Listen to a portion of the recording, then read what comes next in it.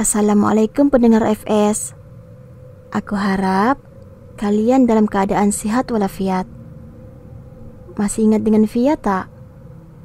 Maaflah, lama Via tak cerita kat sini. Sibuk sangat dengan urusan duniawi. Cerita kali ini, Via nak cerita tentang hidup Via selama 2 tahun menjadi istri dan juga menantu.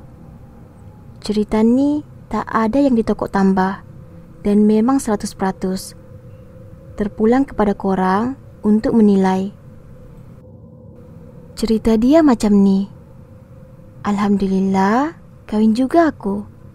Aku bercakap di dalam hati dengan muka penuh gembira. Walaupun bermacam dugaan yang melanda semasa kami bertunang. Akhirnya, aku bernikah dengan lelaki yang aku puja. Hubungan aku dengan keluarga mertua amat baik dari sebelum aku berkahwin lagi. Dan hubungan aku dengan mak mertua amat rapat, seperti kawan baik. Duit bukan masalah. Cakap ja, perlukan berapa. Sekejap ja, akan masuk dalam akaun bank. Hidup aku senang, tapi aku dari keluarga susah. Dan aku terus hanyut dengan kekayaan keluarga suami aku. Aku lupa yang bila terlalu banyak makan budi, akan ada banyak dugaan menanti. Dari hari pertama kami nikah, mak mertuaku langsung tak benarkan kami berpindah. Kami dipaksa duduk sebumbung dengan mereka. Dalam rumah tu hanya ada mak mertua, ayah mertua, dan kami suami istri. Adik-beradik suami aku jarang-jarang balik rumah.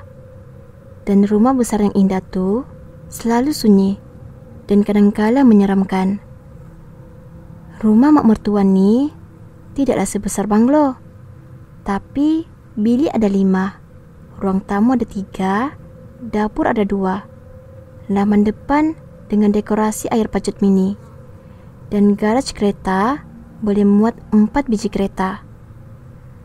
Mak mertua sengaja tak nak ambil orang gaji, sebab rumah tak kotor sangat katanya. Ya, siapa lagi yang kena kemas? Akulah. Korang rasa berapa jam aku ambil masa untuk mengemas rumah tu? Mula-mula kahwin, aku tak kerja sebab suami tak bagi, dan dia suruh aku temankan mertua aku kat rumah. Suami aku kerja sendiri dan kadang-kala perlu outstation untuk beberapa hari. Semuanya indah sehinggalah bulan ketiga aku kahwin. Mak mertua aku kerap bertanya bila nak mengandung. Aku jadi tak selesa dan mula berkecil hati bila mertua aku kerap perli aku di depan saudara mara. Kadangkala dia sengaja cakap teringin nak ada cucu dari anak lelaki dia. Padahal dia dah ada 5 cucu dari anak yang lain. Aku tetap bersabar walaupun suami aku langsung tak percaya apa yang aku mengadu tentang mak dia. Mak mertua aku ni paling hebat dalam bermuka-muka. Bila di depan aku, dia akan perli macam-macam. Tapi bila di depan suami aku, dia akan puji aku, cakap baik-baik. Aku langsung tak terfikir nak rekod semua tu. Dan aku tak faham kenapa mak mertua aku tu berubah 360 darjah dari yang aku kenal dulu. Gangguan kerap berlaku bila suami aku tak ada di rumah dan bila aku kesorangan. Aku pernah tertidur semasa tonton TV di ruang tamu ketiga. Bilik tu ada aircon dan ada sliding door. Aku tutup sliding door sebab aku nak bilik TV tu sejuk. Entah macam mana, aku tertidur dan tiba-tiba aku terasa seperti ada suara kasar mendengus di telinga aku. Bunyi seperti kerbau pun ada. Aku tersentak dan terus terbangun dengan harapan mungkin suami nak mengusik. Tapi tak ada sesiapa pun di situ. Aku mula rasa seram, terus tutup TV dan juga aircon dan masuk ke dalam bilik. Tengok jam baru pukul 10 malam. Mana suami aku ni? Tak balik lagi. Aku ambil telefon, nak telefon suami aku. Tapi bila aku tengok WhatsApp, suami aku cakap dia balik lambat sebab nak tapau burger. Aku pun terus tarik selimut, baring-baring sambil layan FB. Sementara tunggu suami balik. Tiba-tiba pintu bilik aku diketuk. Sayup-sayup dengar suara memanggil nama aku. Aku ingat mak mertua aku. Jadi aku pun bangun dari katil, nak buka pintu. Tapi bila aku buka pintu, tak ada sesiapa pun di situ. Aku mula seram, teringat saat aku menginap di hotel semasa berada di Kelantan dulu. Hai, apa pula nak usik aku ni? Aku terus memanjat katil dan berselubung. Pintu diketuk lagi, tapi kali ini lagi ekstrim. Pintu diketuk sambil tombol dipulas dengan kuat. Berkali-kali pula tu. Aku dah berpeluh sebab ketakutan. Dalam hati aku berdoa, cepatlah suami aku balik. Tiba-tiba, semua gangguan tu berhenti bila kereta suami aku masuk ke garaj. Aku menarik nafas lega. Bila aku intai di tingkap, nampak suami sedang keluar dari kereta sambil menjinjing plastik burger di tangannya. Suami seperti biasa, bila aku ceritakan gangguan tu, dia tak percaya dan anggap aku mimpi. Hari-hari seterusnya, aku lalui dengan reda. Mak mertua makin menjadi-jadi. Perli aku tentang anak, tentang kikis harta suami, tentang duduk rumah goyang kaki. Aku senyap je. Tapi lama-lama aku jadi pedih telinga. Dan bila aku menjawab, nanti mesti ada benda yang akan ganggu aku, seperti ketukan di pintu, tingkap, dan suara-suara memanggil namaku. Makin lama aku duduk rumah tu, makin aku pelik dengan keluarga ni. Diorang tak solat jemaah, walaupun ruang tamu tu boleh muat seluruh keluarga untuk jemaah. Mak mertua aku akan buka pintu luas-luas tiap kali maghrib, dan aku pula jenis pantang buka pintu time maghrib. Ngam-ngam nak azan tu, dia buka pintu lebar-lebar. Dan bila aku tutup, dia marah dengan alasan tak dengar azan. Kalau dari segi masak, mertua aku memang terror. Sedap dia masak. Tapi kalau aku masak, dia susah nak makan. Dan dia akan tenung je makanan tu. Dalam 5 minit, baru dia usik. Itu pun makan sikit je. Kalau aku masak nasi, dia tak makan. Alasan dia, aku masak nasi lembik. Padahal pak mertua aku dengan suami aku makan elok je. Dia akan masak sendiri dan tak bagi orang lain masak. Aku iakan jala sebab malas nak layan perangai entah papa dia tu. Suami aku suka kalau aku yang masak dan juga pak mertua. Tapi mak mertua aku ni akan jeling aku macam tak puas hati dengan aku. Aku buat tak tahu je dan aku selalu pujuk suami aku untuk pindah kat situ. Tapi aku tak tahulah macam mana mak mertua aku ni boleh tahu plan aku nak pindah. Dia mesti akan buat sakit supaya suami aku tu tak pindah dari situ. Makin hari, makin menjadi perangai mertua aku. Gangguan pula makin menjadi-jadi. Pernah sekali tu, suami kena outstation 5 hari di Kedah dan aku tak ikut sebab aku ada plan. Tapi malam pertama suami tak ada, aku dah kena macam-macam. Malam tu, aku nak tidur. Lampu bilik air aku berkelip-kelip macam cerita hantu dalam movie tu. Aku pun terus buka lampu tidur sebab aku takut Kalau lampu bilik air tertutup, habis gelap bilik aku. Aku pun bangun buka spotlight dekat area meja makeup aku. Tapi aku tetap rasa takut sebab aku nampak dekat bawah pintu tuh seperti bayang-bayang orang ke hulu hilir. Aku nak pergi buka pintu, tapi aku takut. Jadi aku terus naik atas katil. Tiba-tiba bunyi salakan anjing dekat dengan bilik aku. Kuat sangat sampai aku menggigil ketakutan. Anjing-anjing tu salah apa dekat tingkap aku? Mana datang anjing-anjing ni? Macam mana anjing-anjing ni masuk dalam kawasan rumah, sedangkan rumah berpagar? Aku langsung tak boleh fikir semua jawapan tu. Dan aku terus buka laptop, pasang surah Yasin, dan letakkan laptop aku tu dekat tingkap. Lebih kurang 2 minit, barulah anjing-anjing tu berhenti.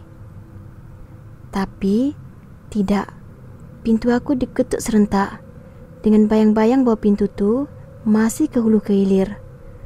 Aku on Yasin tu dekat laptop aku sambil aku cuba lelapkan mata. Dan masa tu aku terdengar bunyi cakaran di pintu. Dan bila aku cuba intai dari selimut aku nampak kuku yang sangat panjang dan hitam masuk melalui bawah pintu.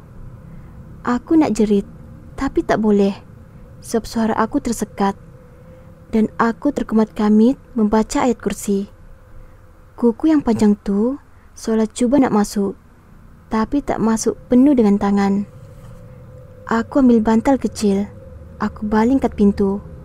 Aku harap kuku tu keluar, tapi lain pula jadinya. Nama aku dipanggil dan disuruh buka pintu. Aku pun tak tahu mana datang keberanian aku. Aku bangun dari katil, pergi dekat pintu. Aku baca Al-Fatihah, ayat kursi dan 3 kul. Aku hembus depan pintu. Serentak tu semua gangguan hilang. Dalam hati aku, siapa punya kerja ni? Orang hantar atau bertuan? Jam menunjukkan pukul 3 pagi. Aku ambil beg. Aku kemaskan semua kain baju aku untuk 5 hari. Dan aku terus mandi, siap-siap untuk berambus pagi itu juga. Tepat azan subuh, aku solat.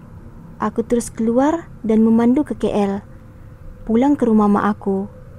Aku cuma tinggalkan mesej dekat mertua aku yang aku kena balik KL sebab mak aku tak sihat. Untuk pengetahuan semua, mertua aku ni tinggal di utara dan family aku di KL. Aku telefon suami aku, beritahu yang aku kena pulang ke KL, mak tak sihat. Padahal aku dah tak sanggup nak duduk kat rumah puaka tu. Pagi tu dalam pukul 9 pagi, mertua aku telefon dan tanya kenapa tak kejut dia. Dia nak ikut. Aku macam, what? Nak ikut? Pelik betul sebab mertua aku ni jenis tak bercakap dengan family aku. Yalah, aku dari keluarga susah, duduk flat je. Jadi aku macam pelik yang dia nak ikut. Aku sampai di KL, aku ceritakan semua kat mak aku. Mak aku cakap, malam ni kita pergi berubat. Mana tahu ada orang dengki dengan rumah tangga aku. Aku yakan jala. Masa aku on the way dengan mak aku tu, aku rasa tak sedap hati dan hati aku berdebar-debar. Aku zikir banyak-banyak dalam hati dan berdoa agar aku baik-baik je. Sampai di rumah tukang ubat, kami memberi salam dan salam kami disambut oleh pasangan suami isteri dalam lingkungan 40-an. Sampai di rumah tukang ubat, kami memberi salam dan salam kami disambut oleh pasangan suami isteri dalam lingkungan 40-an.